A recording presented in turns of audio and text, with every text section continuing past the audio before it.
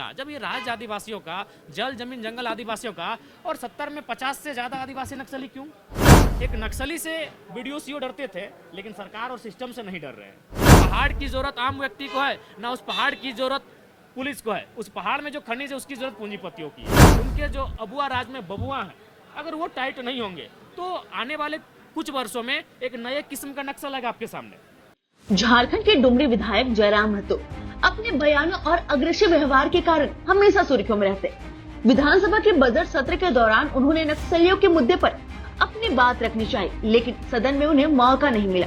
फिर क्या था, महतो ने सदन छोड़ने के बाद सरकार पर नक्सली संगठनों को लेकर गंभीर आरोप लगाए। उनका कहना था कि अगर सरकार का रवैया ऐसा ही रहा तो और नक्सली संगठन राज्य में पनप सकते हैं। नहीं, मैं यहाँ, ये बहुत पुराना उदाहरण है, ये 20 साल पुराना उदाहरण मैं दे रहा था, लेकिन बीच में मंत्री मैडम टोक दी और अध्यक्ष महोदय चूंकि वो सरकार की मंत्री हैं, थोड़ा सा अध्यक्ष महोदय को भी उनका फेवर करना पड़ा और बोला जयराम जी आज के लिए आपका समय इतना ही है। मैं उस बात को यहाँ पूरा करना चाहता हूँ, चूंकि देखिए आज आप विपक्ष के किसी भी विधायक का जो स्टेटमेंट आप देखेंगे सदन में, चाहे बालू को लेकर हो या अबू आवास को लेकर हो, तो उसमें कहीं ना कहीं करप्शन को सामने ला के रखते हैं।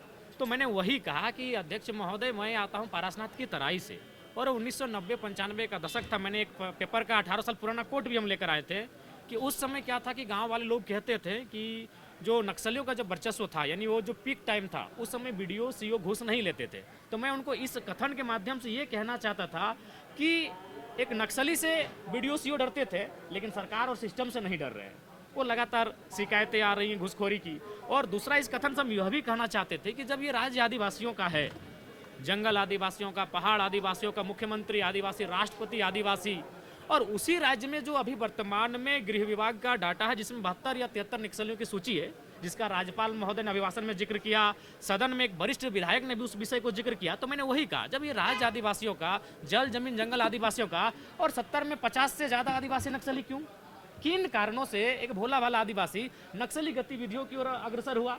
उन कारणों को जांचिए, उन कारणों को जानिए। और मैं भी चाहता हूं कि नक्सली अगर संवैधानिक है, वो गलत रास्ते में है, उन्हें उस रास्ते से ना जाने दिया जाए। और मेरे कहने का अर्थ यही था कि हथियारों से नहीं, विचारों से आप रोके। मैं तो यहाँ तक कहता हूँ कि आज अभी आप अगर नक्सली और पुलिस के मुठभेड़ को देखिएगा, जो मुठभेड़ में शामिल होते हैं पुलिस की तरफ से जो शहादत देते हैं, वो भी कहीं ना कहीं 3rd और 4th ग्रेड की नौकरी करने वाले सिपाही वर्ग के लोग होते हैं। अब जब ज़्यादा अध्ययन कीजिएगा तो आपको कभी कभी ऐसा वाक्य सामने आएगा कि नक्सली मुठभेड़ में जो शख्स की जान गई और पुलिस में जो जिसकी शहादत हुई, उन दोनों का आपस में बहुत दूर का कनेक्शन है कि दोनों एक दूसरे से ममेरे फुफेरे भाई लगते हैं। तो मेरा कहना है कि ना उस पहाड़ की जरूरत आम व्यक्ति को है, ना उस पहाड़ की जरूरत पुलिस को है। उस पहाड़ में जो खनिज है उसकी जरूरत पूंजीपतियों की है। तो मैं उस विषय को कह रहा था कि आज चूंकि राज्यपाल महोदय ने भी अपने अभिभाषण में नक्सलियों के नियंत्रण पर जिक्र किया है, तो मैंने यहाँ तक कि मैंने वर्तमान सरकार को भी इस पर विशेष नहीं कहा, मैंने दोनों को कहा कि इसमें दोनों सरकारों का श्रेय अगर नियंत्रण में है, मैंने दोनों सरकारों को कहा, बल्कि मैंने अब तक की सरकारों को कहा। तो जब तक पूरा एक्सप्लेनेशन मैं ना कर पाऊँ, जब तक मुझे 5-7 मिनट बोलने का अवसर नहीं मिलेगा, तब ये क्योंकि एक ज्वलंत मुद्दा है। आप लाख बजट पारित करें, अगर वो बजट अगर धरातल पर ना पहुंचे, अभी आप मान के चलिए आप पारसनाथ एक्शन प्लान के तहत जो उस तराई में या दलमा या आपका सरंडा के जंगलों की तराई में जो डेवलपमेंट का कार्य करते हैं, वो काम तो बाधित होता है, नक्सलियों के कारण वो कार्य बाधित होता है। तो ये बजट का ही अंग था, मैं जो एक्सप्लेन कर रहा था वो बजट डिस्टर्बेंस का अंग था।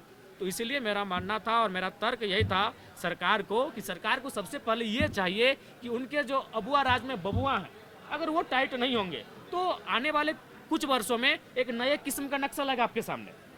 वो जंगलों में ना होगा, वो बंदूकों के साथ ना होगा, उसके दिल और दिमाग में आक्रोश होगा, एक नए टाइप का, एक नए पैटर्न का इस सिस्टम से एक बगावत करता हो कोई एक नया संगठन दिखेगा।